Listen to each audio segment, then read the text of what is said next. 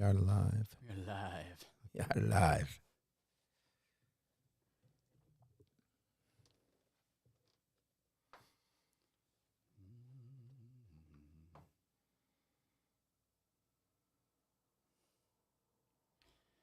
It's not popping up yet.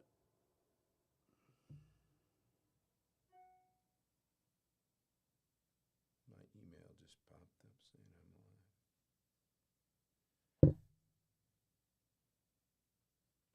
Will that go to our Facebook, do you think? It's supposed to. It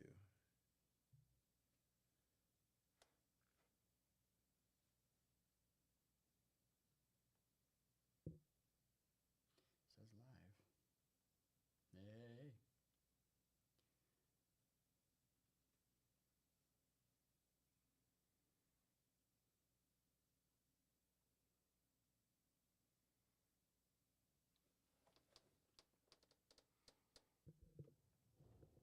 Well, let's see who hops on here. We got somebody viewing.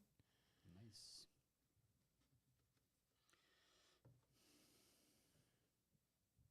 I can't type.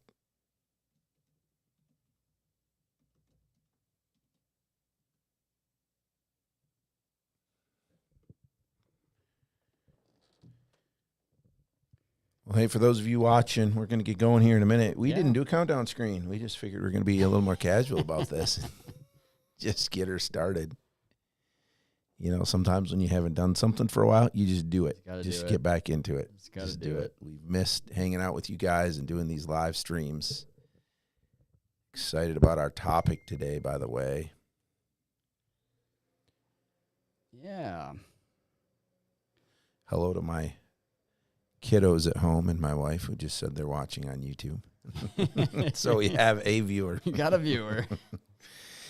Yeah, well, here's the thing. We did not advertise this at all. We didn't. Literally just kind of were like, tomorrow. We need to do this. Let's go. But we are getting back into it. For those of you who will be watching this later, we are going to be getting back into it. In fact, if you can see right here in the front of the table, we'll talk about this more in a little bit. We're going to start going through a new book that we are quite excited about. Yeah. Looking forward to telling everybody about that book. So, yeah. I think we're going to enjoy it. So, Resilient was good. Time to move on. I think we talked about everything there was that we could talk about in there. And hopefully this idea of forming faith in this book, it's going to really be the next step to Resilient anyways. Yeah, a little more practical too, I think. Oh, my wife says we count as 4. They count as 4 watching, right? 'Cause there's 4. It's one view, but 4 people watching. Nice. Yep. All right.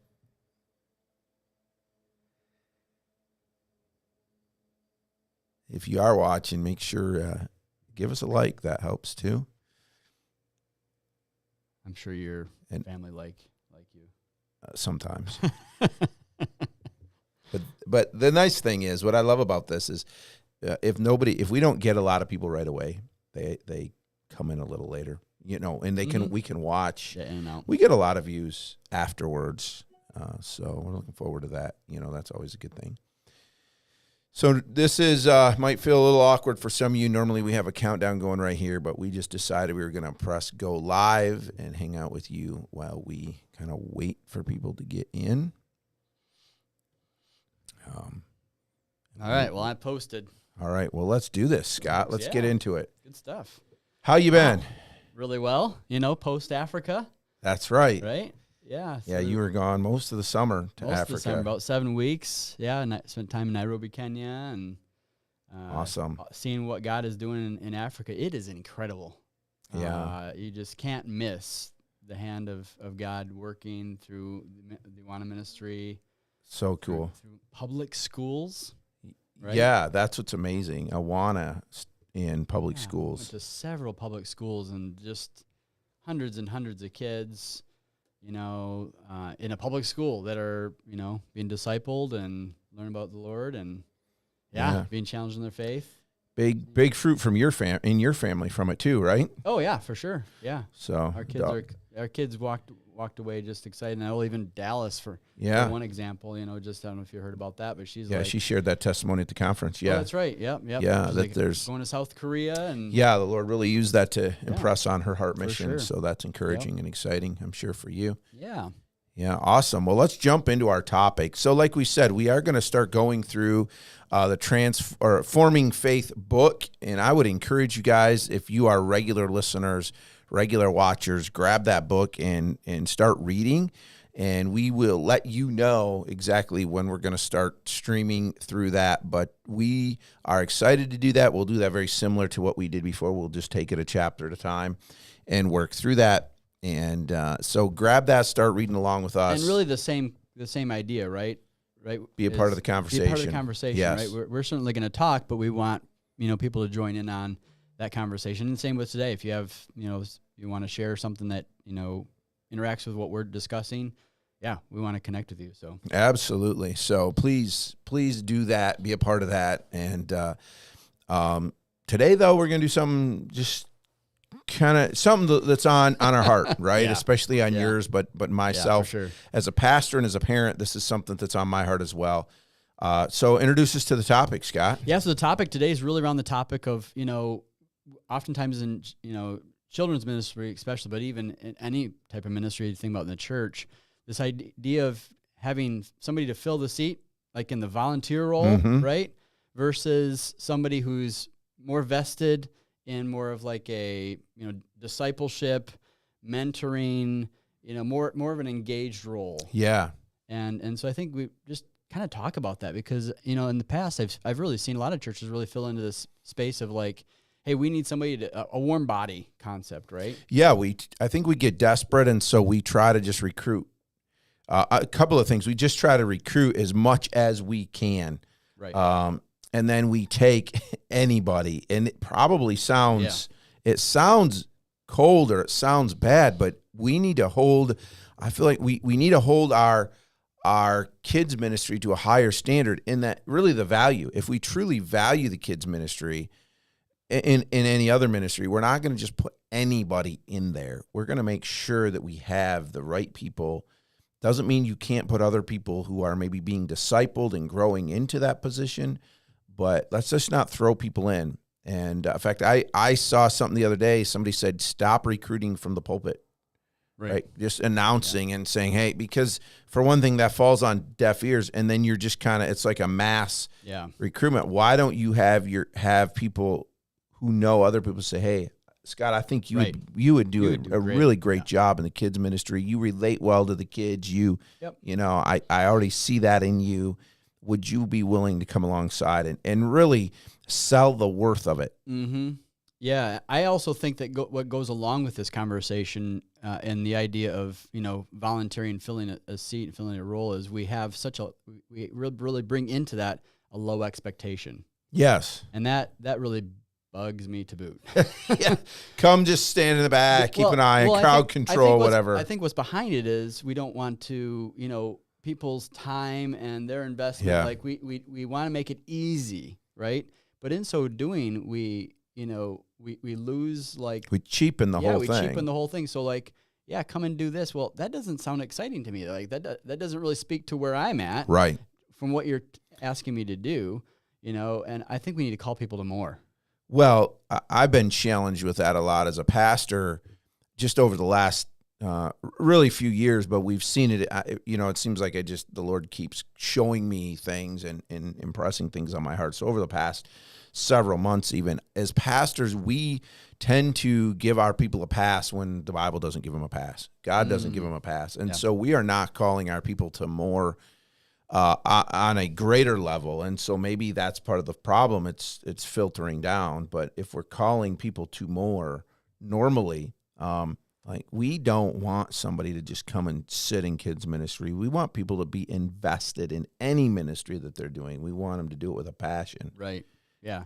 And doing that when, you're kind of going back to the one-on-one inviting somebody, that's the opportunity to cast that vision, right? To call them to something greater than just filling a seat. And in the Awana world, it's been, hey, could you come and listen to verses?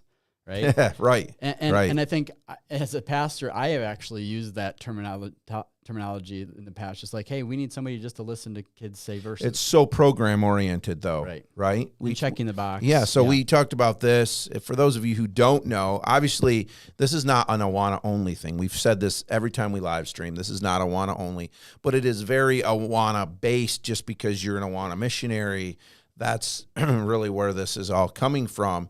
And in the Awana's focus now, like as they continue to dial in their mission and vision, is now like, hey, let's just focus on one child. Let's actually invest in one child. And at the Awana conference we were involved in, really that was the focus, is what's more important, the program. And in fact, I made the comment as I was speaking that sometimes we can lose the kids in the ministry, but the kids are the ministry, right? So all of that has to do, well, you need to come, we need somebody to listen to verses so we can get through the program, so the ministry as we've built this up can work, and we lose the whole point that it's really about discipling the kids. So when we start throwing that stuff out, that's when I think our mindset starts changing. Yeah, amen. Preach it. Well, and here's a thought too, when we talk about doing the one-on-one recruitment, in a sense, how many people sit there maybe and they hear the pastor or they hear a youth leader, somebody get up and they make an announcement and they make this plea, we need your help, right? And they think, well, I couldn't do that, right? But when somebody comes alongside and says, hey, I see this in you, maybe they never even thought, well, yeah, I interact with the kids all the time naturally. So it's not this, yeah, I could do this. You're getting the right person. Right. If somebody coming up say, hey, I think I could, be vested in children's ministry, and it's like, okay, well, I don't see that. Right. Yeah, exactly. Yep. So just as we rethink this, if you guys are here watching, let us know what are your thoughts as well on this.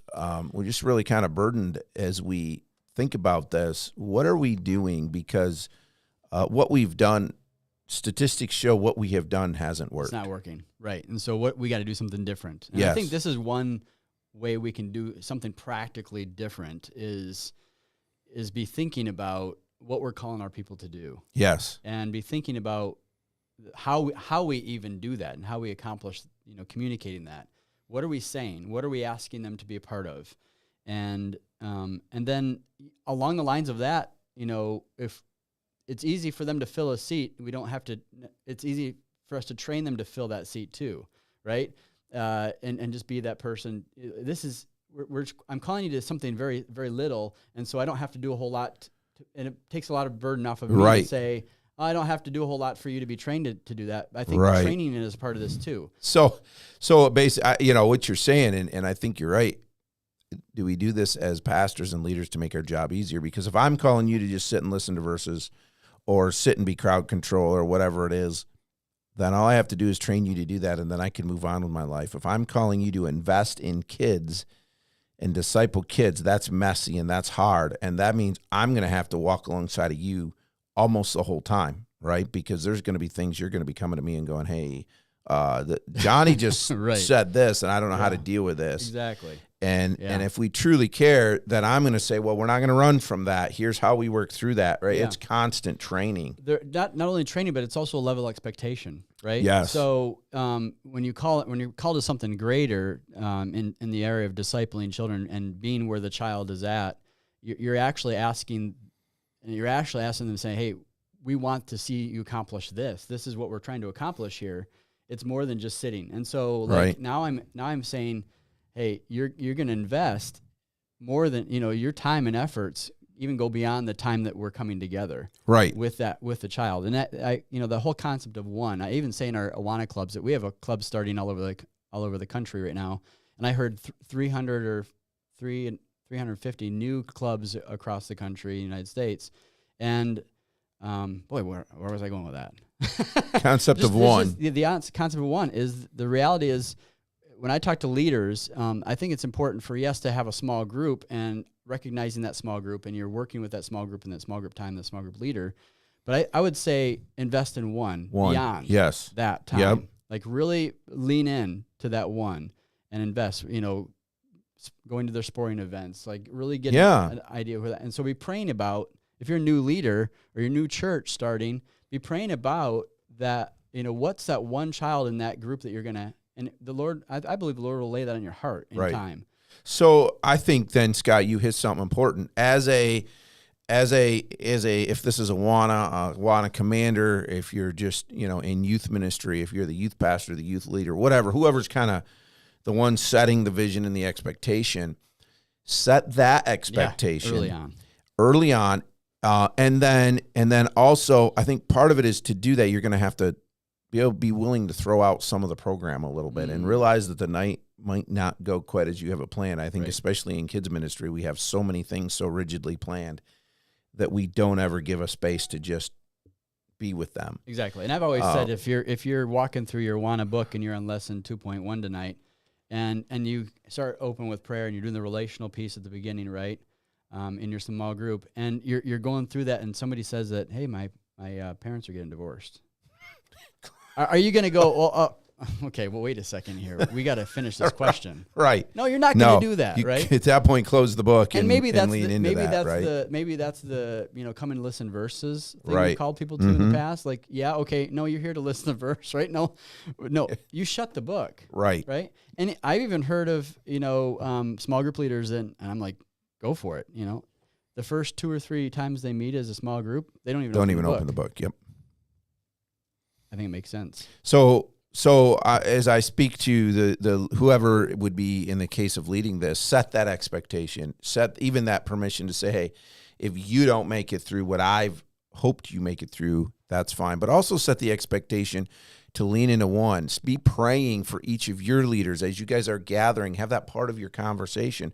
Who's your one, Scott? Who have you found one yet? Are you praying? Right. Are you looking for that one? And keep that as a regular conversation. Okay, now Scott's found Johnny. Scott, have you been able to spend a little extra time with Johnny this week? As the person setting the vision, start really laying that out. But also, that means spend some time equipping your leaders to do that. Yeah. Make sure they're comfortable as they can be, and it's going to take time, but do that. Start praying. Have them start praying for one. And if this becomes more of like the ecosystem or the environment, the culture that you're creating in your ministry with working with children, then it becomes very natural to say, okay, well now the next year's come around, and hey, we still want Scott to be with Johnny. Yeah. Right. And it becomes like that becomes a part of the DNA of what you do and the expectation. So again, it's being called more than just a volunteer. Yes. At the end of the day, we really need to move disciple into makers is what we're doing. Yes. Right. Yep. Yeah. Yeah. So good thoughts here. Anybody else have any other thoughts? And if you're watching this afterwards, which I know many of you will, just because we didn't give you a good heads up that this was coming. My bad. But no, that's mine too. But drop it in the comments and let us know some thoughts you have, some things you've seen work, maybe some ways you've been challenged.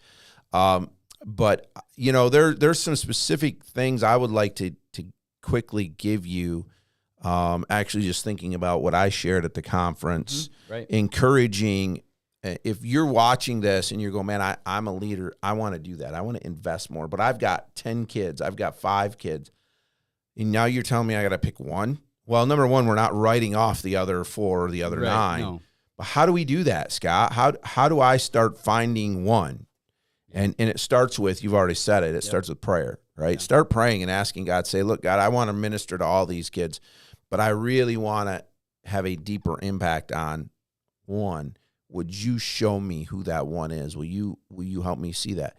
And then as you're praying, actually look. Yeah, right. Be open. Be open. Every time you're with them, whenever you guys meet, really pay attention to those kids and say, man, who's going to be the answer to that prayer? Yeah. Who's going to be that one? And God will begin to answer that. He'll begin to show you eventually. what will happen is there'll be this really obvious one. Maybe Oh, yeah. it's one that just gravitates to you. Maybe, Well, and it could be the one that you're saying, Lord, not that one. That's very, very true. I have had that before. Right. In fact, there's a situation many, many years ago of that as a youth pastor. There was one, and this kid, and he, if he listens, he knows, right? That he's one of those great testimonies I love to share. He would come to church, and he would disrupt youth group. His mom made him. His parents were not saved, but his mom made him come just to get him out of the house. And so when other things weren't going on that he was involved with, bowling and band and all that stuff, then he had to come to youth group. And he would not just disrupt youth group, but where our prayer meeting met was on the other side of the wall, and he knew that, and he would bang his chair on the wall. So the pastor would come over, and I'd get in trouble because I wasn't, controlling him. And so it was a matter of when this kid would walk in, you were kind of like, oh, it's going to be a long night. But the Lord began to burden my heart for this person, and little by little began to reach out. We're very good friends to this day. He's a deacon in that church. He's faithfully serving the Lord. He married another one of the girls in the youth group. They're, just you want to talk about the Lord honoring that for somebody I didn't want. I didn't want to deal with that. Sure. I remember he was good friends with another one of the church kids, and we had an activity, and I had invited the other kid over to play Xbox. And the other kid was like, well, what about him? And I'm like, please no. But I invited him over, and Yeah, so they both yeah. came over, spent the night. We played Xbox, and from there, the Lord just started to build that relationship. So you are exactly right. Be open. It might not be the one you're expecting, but who knows what the Lord will do with that. Oh, for sure. And we heard a story of at our conference, actually. His name was Doug, I believe, one ministry director in one of the churches, and he was sharing a testimony about a new leader they have this year. And that new leader is one that was younger at one time, right, in their church and in their WANA program, and it was very difficult, very challenging with this individual. And I forget some of the quotes that I wrote them down somewhere, but it's like, oh boy, somebody's here tonight, and not excited about that, but they really leaned into that individual and built, Several people in church did. Yeah, exactly. Yeah. And now today he's an Awana leader. And Yeah, he's come back and and growing, yeah. And It's all about that individual. Yeah. You just got to put the time in. Yeah. So we kind of hit the third one that I was going to talk about. So pray about it, look for them, and then be willing. You mentioned be willing if it's not the person you really wanted, but also just be willing, because we can pray about it and we can look, but when God gives us that person, that kid that for us to really invest in, now the reality is it takes more time, Right. It takes more effort. So we need to already be willing and ready to step into that obedience as God gives us those opportunities. And yet as we pray for that, we encourage that. If you're the leader, start cultivating that culture, right? And I think within that culture is identifying that too, like communicating that, okay, hey, I want to let you know that, and be praying about this with me, because I'm really vested in this. Yes. I believe the Lord's led my right. Start leading by example. Leading by example, and right. then share with others. And so that willingness and being able, like, also taking that first step. At the end of the day, you can go through all this, prayer and identify the child. But if you don't actually take that first step and actually do it, yes, then right. I think that's where is important. And then invest more in start all your others too. Start somewhere too. Like I think it's not this great, high level top thing. You don't have to like accomplish this grandiose thing.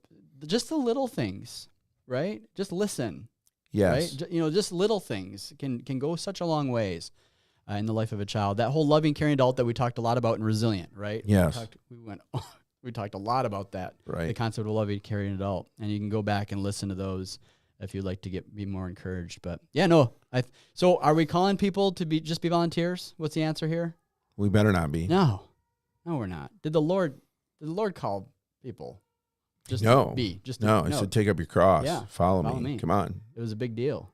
Yeah. So let's make this a big deal, and let's raise the level of expectation. It is a big deal, Yeah. and maybe part of the reason kids are not staying in church is because we didn't make it a big deal. Oof, ouch. Yeah. You know, they haven't had that somebody genuinely pouring into them. Yep. What I'm finding because this idea, of course, we're not going to go down this road completely right now, but the idea of what am I trying to say here? Tearing apart your faith. What am I saying here? I have these people who have claimed to be Christians and now they're dismantling their faith. That's not the word, but Okay. but Sure. it's common. It's a common word that I'm not thinking of. So if you're watching, please give me the word that I'm looking for. But anyway, there's more and more of them out on social media. And as I hear their disgruntledness with the church, what I'm hearing in that is a lot of program with no real heart. Yeah. And so that's part of it. We've run these kids through a lot of programs, kind of trying to mass produce disciples. And God never intended disciples to be mass production. Yeah, and they don't want to have anything to do with that. Right. Right? Yeah. Right. So, So, guys, we appreciate you listening. And if you jumped in, go ahead and go back and listen through some other parts of this. But we will be back. We'll let you know. Follow us on Facebook, A Resilient Conversation with Scott and PJ. Get the book. I don't know. Maybe we'll rebrand that now that we're done with the Resilient Scott book. And PJ? Yeah, we'll find something. We'll figure it out. But follow us on Resilient Conversation with Scott and PJ because we live stream there. That's where we give our announcements. But we'll try to make sure that we're letting you know. We're going to schedule these ahead of time. So when we do one live stream, we can let you know when the next one is, so that we can get a little bit better. And especially when we begin to walk through this book, which, my goodness, I think this is very practical, very eye-opening, and some really good discussion. Really, some great discussions in here. I'm so excited. I wish we could just dive into it right now. Just like, I'm there, so this is good. So grab the book, Forming Faith. That's not a personal promotion. We get nothing for that if you buy that. I can put the link to where to find that and everything as well on our Facebook page. Yes. Yep. Very good. And also, if you're watching from Facebook, jump over to my YouTube channel and subscribe there. There's a lot of content there. I haven't been producing content for a little while. Okay. Not there. I have been. We're actually sitting in what is part of a podcast studio that I've been doing. There's 4 seats here. Yeah, so I've been a part of that, and that's taken some time, but I'm working into getting back into producing content on my channel, or if you're watching on this channel. Yep. So if you're on Facebook and you haven't subscribed, just search Joshua Putnam on Facebook or on YouTube, and I'd love it if you'd subscribe to me over there. And as always, share these conversations with other people. Share them with your leaders. Share them with your pastors. Share them with whoever you think might benefit from this. So thanks for watching. Tim, if you're still on, thanks as well for jumping in here. Good to see you. And we'll talk to you guys until later. Next time, go make resilient disciples. Yeah. Right? Yeah. And pick up the book and start reading. Yeah. We'll talk to you later. Faith. Bye. Bye.